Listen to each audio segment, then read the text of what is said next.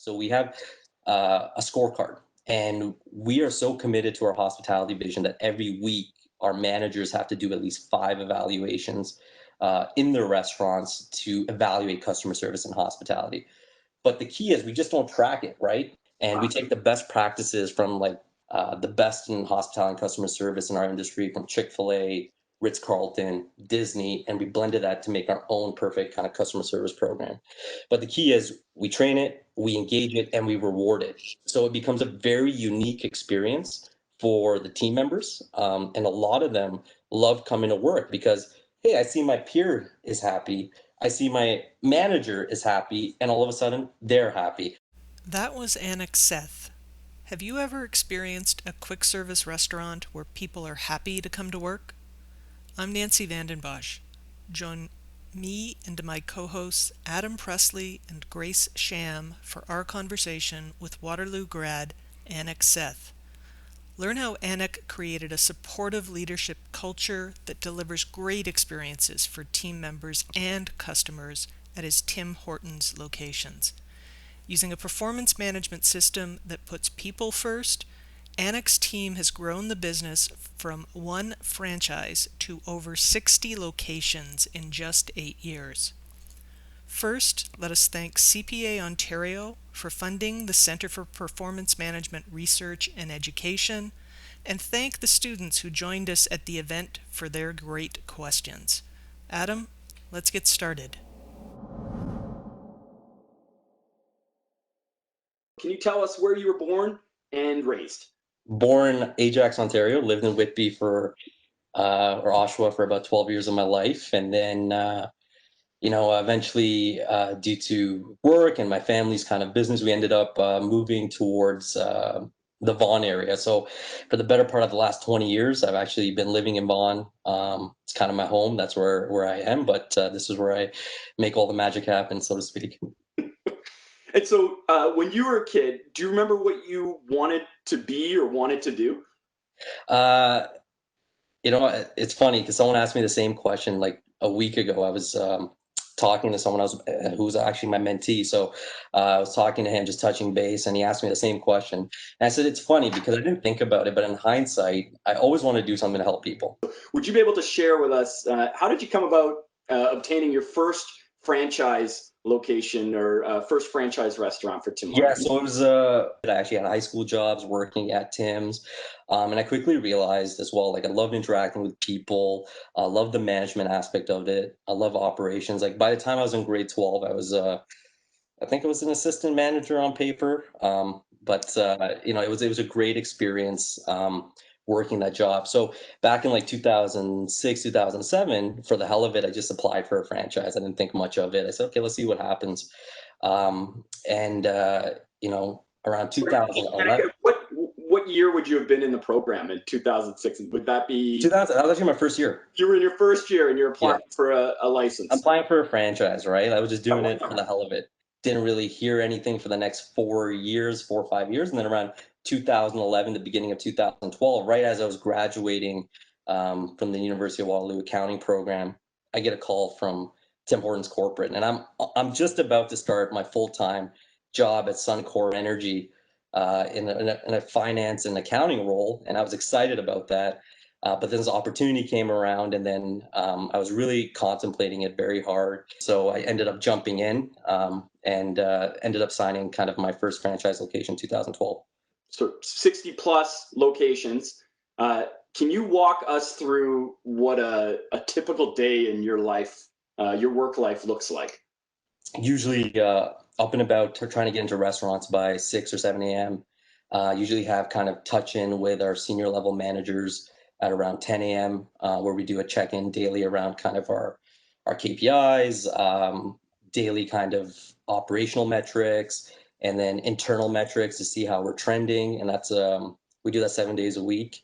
So I can tell you this much: our senior managers hate us on the weekend, but it's a necessary evil for sure, and they understand the value of it. But that being said, that's kind of what we do from 10 to about 11. And then after that, from a leadership standpoint, we kind of put our attention or focus at specific areas or in specific areas of business that need attention. i.e., oh, we find out this restaurant or this group of restaurants aren't performing to the culture, the internal culture, or the standards we have when it comes to, say, hospitality. So, from a leadership standpoint, I'll dedicate my time to go there, train, work directly with the senior managers that overlook that part of the portfolio, and figure out how we can correct that. So, it's a very, I guess, a day is typically dictated by what needs attention and what needs focus, and that's where we kind of put our time.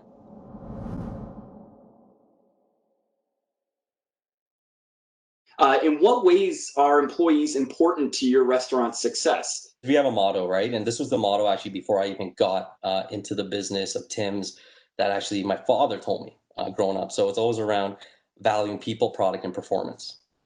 If we value people effectively, they can go out and deliver a fantastic product. If they deliver a fantastic product, you're going to have amazing performance, and performance is kind of the outcome, right? High profitability, speed of service times, etc.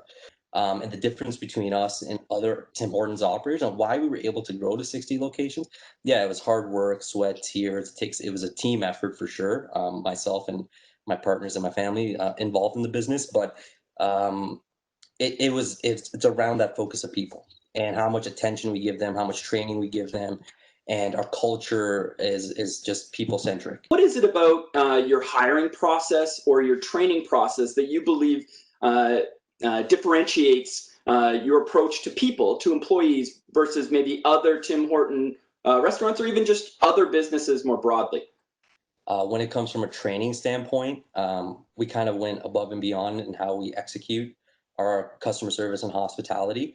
If you go to any kind of Tim Hortons SOP or operational manual, and don't get me wrong, Tim's a great business, a turnkey business. They have their own ways of doing things, but even I question sometimes what they're doing, right? When I'm like, no, this is not going to work. Our asset is not just obviously the products we serve, it's our people. So how can we make them shine, right? So we really dug deep in building a very proprietary customer service program internally that we call, as cheesy as it may sound, Seth Vitality. So a play on our last name, and we went above and beyond in terms of we have 25 boxes that we assess. So we have a scorecard, and we are so committed to our hospitality vision that every week our managers have to do at least 5 evaluations in their restaurants to evaluate customer service and hospitality. But the key is we train it, we engage it, and we reward it. When you measure the quality of that hospitality, is that measured on sort of a restaurant level, or is that, do you look at specific employees? Yeah, 100%. It's a one-to-one. It's very challenging. Don't get me wrong. It was very hard in the beginning when we introduced it. I got a lot of managers that pushed back, but this is a culture that we wanted to instill. We set the example from the top down. Um, but that being said, it is a one-to-one kind of feedback mechanism that we have in place. And in the end, team members value that a lot because they're getting the attention. A, if they're not executing, what's the opportunities for training and to get better? But B, the people who are superstars, and trust me, a lot of these guys get other opportunities as well. Fast food being having nutrition rates of 150, 175%. For them, if someone is executing really well at customer service, a bank might come and pick them up to become a teller or something like that. But because of that culture and we're rewarding them and we're highlighting them, they end up staying and they enjoy the work as a result. So even if you talk about rewards, once we give the feedback every year, what we end up doing is, and this year it kind of changed, but we have a annual kind of company party across our 60 locations, and then we will highlight from each location who's kind of the hospitality or customer service superstar, and they get $1,000 bonus, which is kind of unheard of in the fast food world. How did you go about choosing which benchmarks to include on the hospitality scorecard? That was a collective effort. So we took like a survey when we first started the program. And even now, like every year, we just do a freshen up to see, hey, what's important to team members and what do we want to evaluate. But that being said, we sat down, we surveyed probably, I think it was like at that time, 300 to 400 team members say, hey, what do you want? What's important in this scorecard? So that's what kind of gave the foundation of it. After we first kind of showed them and trained them based on the understanding of what we expected when it came to customer service and hospitality. And then after we showed them, we actually gave them option to say, what now that you know what we want to do, what are important metrics that you want to be evaluated on? What do you do with the individuals that maybe are at the bottom end of the scorecard? If there's an opportunity and someone's willing to learn and be trained and open to kind of constructive criticism, we're all about that, right? We're all about guiding them, giving them opportunities. But if it's an attitude thing, if it's something that they don't want to do, and they could, in reality, if they potentially could poison the culture, Mm. that's not someone we want on board. And generally, 9 times out of 10, person will jump within 1 week. They'll double the score because they'll be trained adequately. They'll be shown what to do. But in some cases, too, for that 1 out of 10th person, that person's just not willing to learn, and they end up becoming a hindrance to the culture and end up poisoning the environment. So, at that time, you're better off cutting your losses and letting them go. How are employees compensated sort of on a day-to-day basis for good customer service? Every month, we do some cool kind of, hey, we got gift cards, we got this promotion, we got kind of a weekly prize. We'll run campaigns of $50, $60, etc., based on scores or hospitality and customer service. So we have a lot of internal competitions that occur among 60 locations. I was just kind of highlighting at the largest level what we're doing.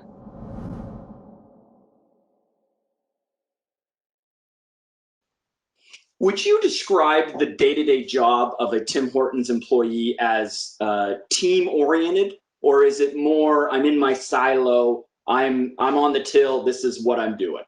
So going back to the standard operating procedure of Tim Hortons, they would want you silo based. That's how they do it. I'm like, I don't know who wrote this book. This is like from the 70s or 60s. But for us, it's very dynamic, right? Our teams are working together. We're helping each other out. So if I'm working on the coffee station, I know my team member needs help. Maybe at the sandwich station, we're jumping in. We know. It should be a culture of camaraderie and teamwork, right? And that's what we try to instill in our restaurants.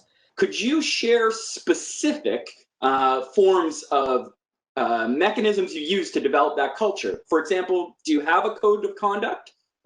We've already talked about group rewards, but how do you encourage leadership in the restaurant? Things like that. Could you share a bit more of sort of specific activities that you use? Yeah. To So I develop mean, culture? a typical role, obviously given COVID, but we have monthly leadership workshops with all our managers, kind of outlining, hey, from a cultural control standpoint of what's important to us. I think we have a manifesto that we've written up a while ago around our hospitality vision, and that sits at every single Tim Hortons location. And it goes along the lines like we want to be international hospitality leaders when it comes to anyone having an experience outside of their home. Doesn't matter if it's a restaurant, bar, grill, movie, cinema. We want to be in that category to give you the best hospitality experience or the best customer service experience. And actually, that manifesto is something that we bring to every interview as well. So we bring the manifesto. It's part of our screening process. Say, hey, this is our hospitality vision. And it's funny because that's when we start to get an understanding, get a feel of how passionate is this person about great service, how passionate is this person about giving a warm experience to guests, etc. And then after that, it's a lot of internal controls to assess managers. So obviously we have the scorecard element, that's one. But even operationally, like we get our own customer service scores from Tim Hortons corporate, and that'll kind of tell us, hey, how well are we doing? Not just with our scorecard, but we can go back, benchmark, and then use that as training data as well to say, okay, are we meeting our criteria? Are we there? Are we not hitting the culture that we desire? And then kind of work backwards from that standpoint. We actually just recently appointed someone to be our director of culture and people engagement. Wow. And their role is they go to every restaurant, literally to do what we just mentioned, to benchmark and track how well are we doing with culture. Wow. So every month now we have a survey that goes to a restaurant, and the team members fill it out collectively with the manager, and it's all around culture code. For us, we want to make ensure that the culture that we teach and what we hold them accountable to, that they're constantly is constantly reinforced. So that culture code quiz helps with that, right? So a lot of new team members end up doing it along with the manager to get reinforced learning as to, okay, this is how I'm supposed to engage. This is what we should be doing to endorse a hospitality culture. What type of items are included on the culture quiz? I'll be honest, the culture quiz is kind of new. So this is like probably but 3 or 4 months off the shelf right now. And this was kind of, so my director, as I mentioned, of human engagement, training, and people, he really wanted to do this. I think you read The Culture Code by, I think, Daniel Coyle. I forgot the author's name, and Yep, it's on that's my right. shelf now. Yeah, so Yep. he read that. He was inspired by that. And it kind of talked about, culture being the primary driver for successful businesses. So he started a culture quiz, especially around new team members, because he says, look, we have team members and we're hiring so many people and for all these locations that, hey, they'll come in, we'll give them a powerful orientation, but then the follow-up mechanism after that, right? Like to reinforce what we taught, etc., it gets weakened. So I think if we can send these cultural codes, culture quizzes to reinforce the learning, and give them an opportunity just to see how the barometer is in terms of, are they understanding, are they getting a flow of the business? So that we'll ask specific questions. Hey, in your second week of work, what type of hospitality initiatives did you do? So we'd ask very open-ended questions as well, but then we ask specific questions to say, uh, hey, there's a situation where a guest came in and their order was wrong. How would you resolve the situation? Um, and the reason we're doing that is just to get reinforced learning around our culture, and we want to see how they respond. What kinds of things do you do to make sure you're hiring the right people? I'll just break down the system for you. So every week, every Wednesday, we do a hiring, kind of a hiring day. Just with 60 locations, we know that there's always going to be demand for people in our organization. So the hiring process is, we typically do callbacks on Monday and Tuesday. Say, hey, we have this interview session on Wednesday. Our director of training and human engagement, as I mentioned earlier, kind of overlooks the whole hiring process. So he'll sit there, he'll go through resumes, he'll see who's a good fit. In our eyes, it's sad to say, but we don't like to hire ex Tim Hortons employees from other locations. And it all goes back to the culture we try to endorse because it's true. It's hard to, I hate to say the phrase, it's hard to teach a dog new tricks. So from that perspective, we try to look for very dynamic experiences. Hey, if they worked at Starbucks, that's a plus for us. We want people like that because we understand Starbucks people focus. So anything that's very customer centric, that's what we're trying to filter out in our resume. And like I mentioned, one key part of the questions is bringing up that hospitality manifesto and seeing how prospective employees will respond, but more importantly, how they can contribute to that vision. So that's kind of our whole process, but it's a weekly process that we do.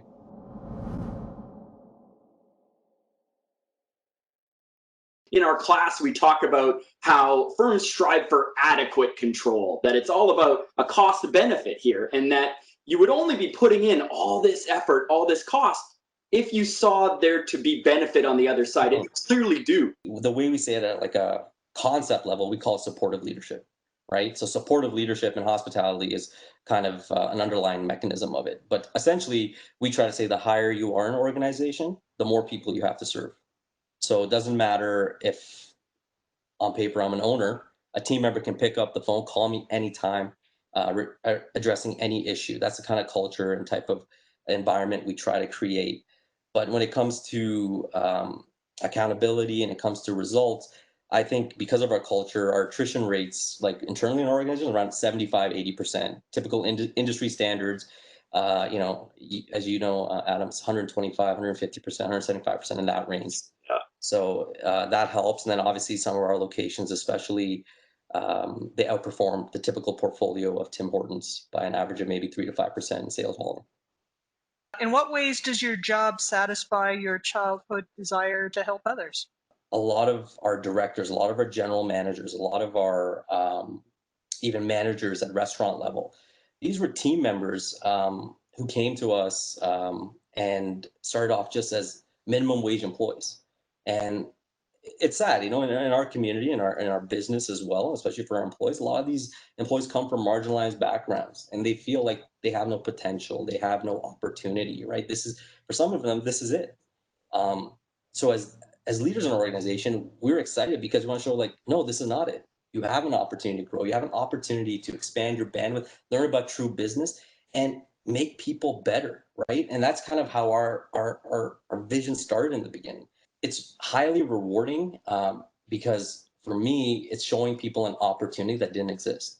And as leaders, we got to encourage that, But more importantly, we got to train that, we got to nurture that, and show them that it's possible. Because a lot of employees, they just have self-limiting beliefs, and that's the reality. And then when we present them opportunities and we train them and we groom them for it, it's fascinating what they do. And so it's fascinating. And in some cases, they're probably managing better than I could, and I have an accounting designation. Anik, I think that brings us to the end of our time. On behalf of the center, on behalf of our attendees, we greatly appreciate hearing your experience, your insights, your expertise. I know I've learned a ton today, and I hope our students have as well. So thank you very much. And also, I want to thank Nancy and Grace for helping with today's event. We appreciate your help as well. So thank you all, and thank you to our attendees today. It's been an absolute pleasure. Thank you, Adam. Thank you, Nancy. Thank you, Grace. It was an absolute pleasure today.